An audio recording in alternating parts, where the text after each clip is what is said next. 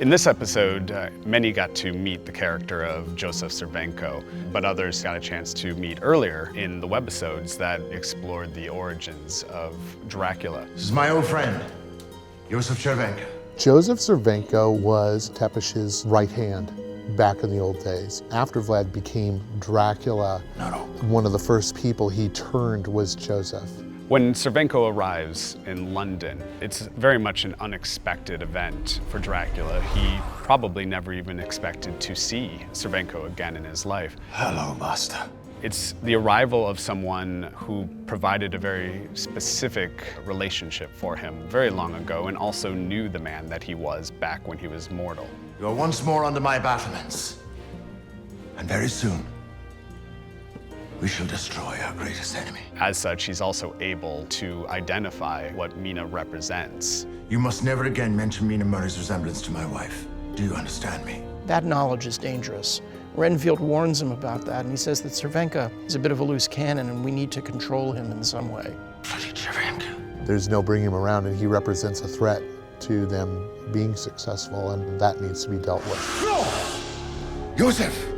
You have to be ruthless in this endeavor, and if it means sacrificing my best friend, then so be it.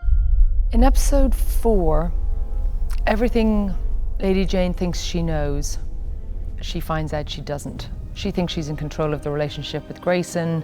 She thinks she's in control of her emotions with him. Someday, madam, you'll realize I was never playing. She thinks she has this set.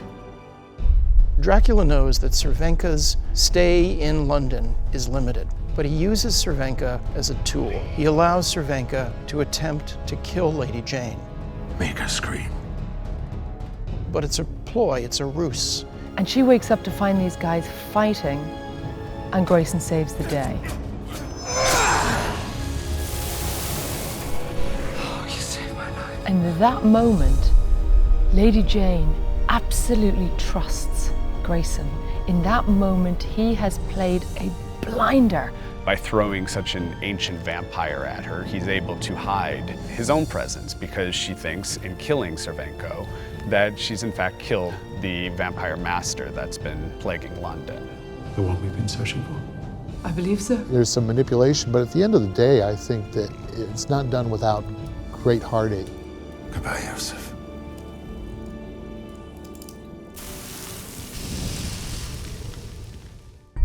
I think Grayson does bear scrutiny. The Order needn't be involved. I shall see to it personally. Lord Davenport, he's gone off the reservation.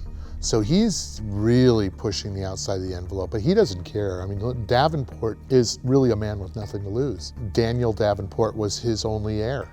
And as far as a man in that age, in that time is concerned, the future of his family is gone now. And by God, he's going to draw some blood.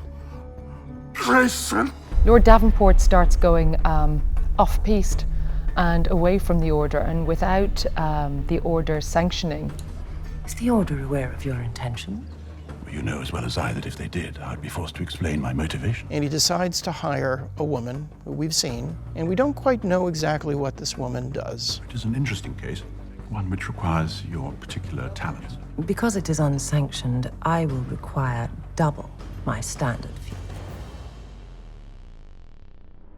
And so what he wants to do in his own way, he says, you took what I love. Daniel! I'm going to do the same to you. And what Davenport has done is he's kidnapped Grayson's man, Renfield. And he's going to find out a particular question through whatever means necessary. Who does Alexander Grayson love? And he's going to find out who that is from Renfield in a way that you will not believe in the next episode.